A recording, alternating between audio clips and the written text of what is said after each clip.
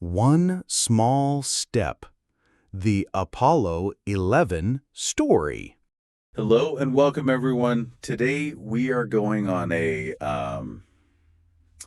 really special journey. It's a story about a big dream. A dream to travel very, very far from our home Earth. A dream to, walk on the moon. This is the amazing story of Apollo 11. That's great. It was the very first time people landed on the moon. Yeah. It's a story about smart thinking, working together as a team, and a tiny step that, well, it changed everything. Yes, absolutely. And in this deep dive, we're going to explore this really important time in history. We'll look closely at what happened step by simple step. Yeah, simple steps are good. So you can really understand this incredible thing they did. You'll learn the key facts, have some real wow moments, I think. Oh, definitely. And see why this trip was just so important for everybody. Perfect. So, are you ready to start our adventure? Let's go. 1. The Big Promise. A dream begins.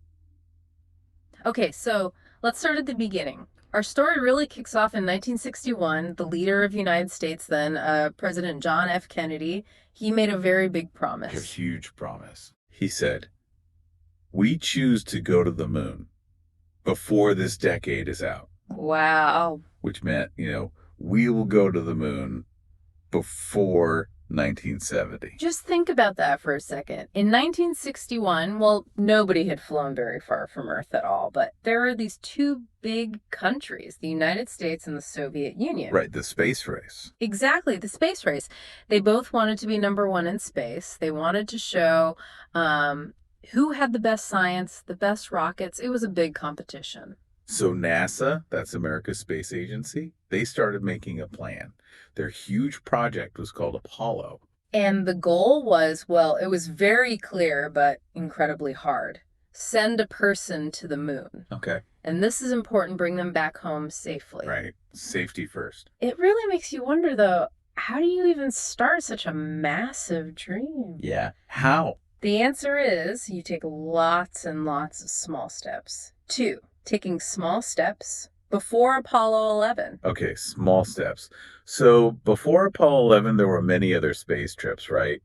Missions. Yes, many. And each one helped them learn something new, something really vital. They had to test that giant rocket, didn't they? Oh, absolutely. They needed to fly around the Earth first just to practice. They even flew all the way to the moon and came back without landing. Wow, like a practice run. Exactly, just to test everything out. What's amazing is seeing how each mission was like a little piece of a giant puzzle. For instance, in 1968, there was Apollo 8. Ah, I remember hearing about that one. It flew all the way around the moon. It didn't land, no, but it was a huge success. It showed everyone, hey, we're getting really close. Okay, so the puzzle pieces were coming together. By July 1969, they felt ready for the biggest step. Yeah. And they chose 3 astronauts, very brave men. Neil Armstrong, Buzz Aldrin, and Michael Collins. They trained so hard. I mean, really, really hard. They were ready. As ready as anyone could be for something never done before. 3, the big day, the launch. Now, this is where it gets really exciting. Picture this. July 16th, 1969. The Apollo 11 rocket is standing there on the launch pad. This giant rocket, the Saturn V. Yeah, Saturn V. It was so tall. Like a huge building pointing at the sky. Just enormous. And so many people came to watch it launch. Thousands. And millions more watched on their TVs all around the world. It was a massive event. Everybody was watching. Then at 9:32 in the morning, the engines started roaring. Oh, I bet that was loud. Incredibly loud. The rocket started to move slowly at first, then faster and faster. Up into the sky. Wow. It was so fast, so loud, so powerful. The amazing journey had really started. You could just imagine the feeling, right? The ground shaking. Yeah, the excitement in the air must have been unbelievable. 4. The long ride.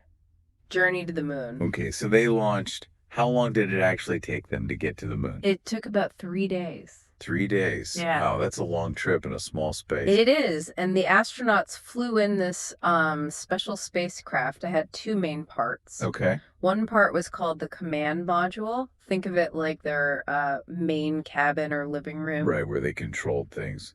Exactly, and that's the part that would bring them back to Earth later. Got it. And the other part? The other part was the lunar module. This was a smaller ship built just for one thing, landing on the moon. The lander. Precisely.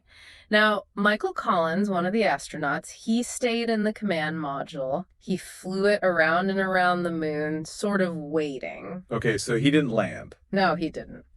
Neil Armstrong and Buzz Aldrin, they moved into the lunar module. They even gave it a cool name, the Eagle. The Eagle. Nice. So on July 20th, the Eagle started to go down. Down towards the moon's surface. But it wasn't easy, was it? I heard there were problems. No, not easy at all. The moon, you see, it's covered in rocks and big holes called craters. Craters, right? Finding a flat, safe spot was tricky. And also, their fuel was running low. Very low. Oh, no. That sounds stressful. Extremely. But Neil Armstrong, the commander, he stayed very calm. He took control, looked out the window, and steered the Eagle to find a good, safe place to land. Wow. Amazing skill. Incredible skill, yes, especially under all that pressure. 5, landing. The Eagle has landed. So, did they make it? Did they find a spot? They did. At 4:17 in the afternoon, the Eagle's legs gently touched the dusty surface of the moon. Yes. They landed. He landed. And Neil Armstrong spoke to Mission Control back on Earth in Houston. Everyone was listening so carefully. His first words from the moon were, What did he say? Houston, Tranquility Base here. Yeah. The Eagle has landed. The Eagle has landed. Oh. Goosebumps. Oh, yeah. Everyone on Earth just erupted, cheering, clapping. I bet. The whole world kind of stopped. It was real. 2 humans were actually on the moon. Unbelievable. It was this amazing moment that brought people everywhere together, you know? It's just pure joy and wonder. 6, one small step. Walking on the moon. Okay, so they landed, but they still had to go outside, right? Onto the moon. That's right. A few hours after landing, Neil Armstrong opened the door, the hatch of the Eagle. He slowly climbed down the ladder, step by step. Oh, the suspense. And then his boot touched the moon dust. He was the first person ever to stand on the moon. Wow. And that's when he said those famous words. Yes, his first words standing there were, "That's one small step for man, one giant leap for mankind." One small step for man, one giant leap for mankind.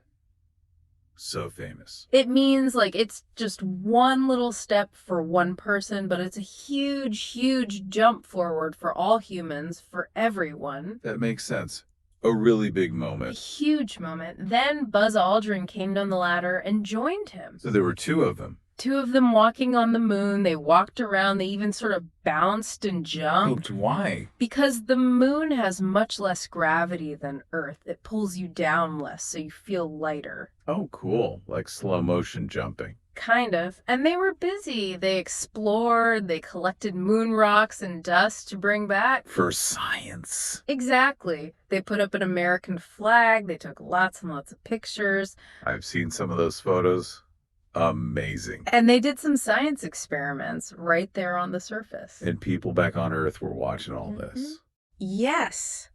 More than 600 million people watched it live on TV. 600 million. Wow. History was happening right there in front of everyone's eyes. 7. Coming home. The return. Okay, so they walked, they jumped, they collected rocks. How long did they stay? They were on the moon's surface for about 21 hours in total. 21 hours. Okay, then what? Back in the Eagle. Yep. Neil and Buzz climbed back inside the Eagle. Time to go home. So the Eagle could take off from the moon, too. Yes, the bottom part stayed there, but the top part, where they were lifted off, it flew back up into space. Wow, and Michael Collins was still up there waiting. He was, still circling the moon in the command module. The Eagle flew up and joined back together with him. So the team was back together. The team was reunited, and together, all 3 astronauts flew back towards Earth. Another long trip. About 3 more days, yes. Then, on July 24th, they splashed down safely in the Pacific Ocean. Splash down in the water. That's how they landed. A big ship was waiting, and it came and picked them up. Phew, safe and sound. Safe and sound, they had done it. They went to the moon and came back. Incredible. It really makes you think, like you said, what did this amazing trip really mean for the world? 8. What it meant. A big inspiration. Yeah, that's a great question. Because the Apollo 11 mission, it was so much more than just a trip. It showed us so many important things. Like what? Well, first, it showed what humans can achieve when they really work together. Thousands of people worked on Apollo. Right, not just the astronauts, scientists, engineers. Exactly. People from all sorts of different jobs working as one huge team. That's a good point. Teamwork. And it showed that even the biggest, craziest sounding dreams, Well, they can come true. if you work hard and take those steps. Precisely. The moon landing gave so much hope and inspiration to people everywhere. It sparked new ideas in science and technology and building things and learning. It made people think bigger. Absolutely. It taught us all to think big and maybe even try for things that seem impossible. 9. Life after Apollo 11. Heroes in the future. So Apollo 11 was the first landing. Were there more? Yes, there were. After Apollo 11, NASA sent more missions. In total, 12 men walked on the moon across different Apollo missions. 12 men. Wow. Has a woman walked on the moon yet? Not yet. No woman has walked on the moon Yeah. yet. But, maybe soon. That would be great. What happened to the Apollo 11 astronauts afterwards? Well, they became world famous, true heroes. Neil Armstrong, he later became a university professor, a teacher. Oh, shoot, say.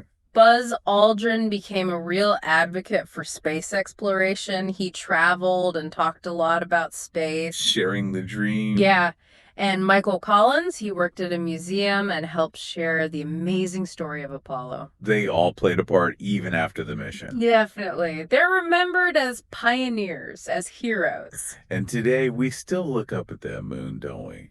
And we wonder, can we go back? Should we go back? Can we go even further, like maybe to Mars? Those are exactly the questions people are asking. NASA and space agencies in other countries, too, they are planning exciting new missions right now. Really? Like what? Well, plans to go back to the moon, maybe even build a base there, have people live and work there someday. Instead of on the moon. Wow. Maybe study it more, build things, use it as a stepping stone to go further out, like you said, maybe Mars eventually. That sounds like science fiction. It does, but what's truly amazing is that all these big dreams for the future, they really started with that one small step back in 1969.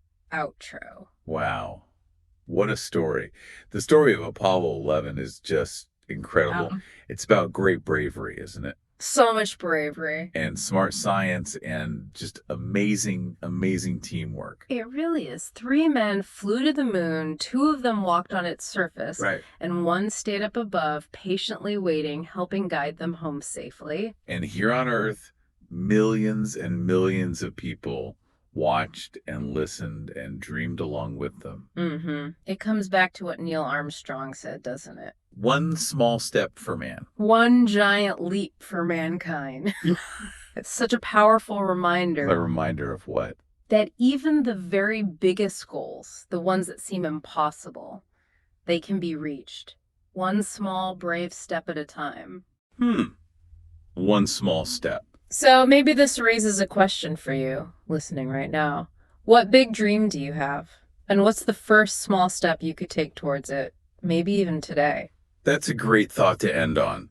A little bit of inspiration from the moon landing. Thank you so much for joining us on this deep dive into One Small Step, the story of Apollo 11. Until next time, keep looking up at the stars and keep dreaming big.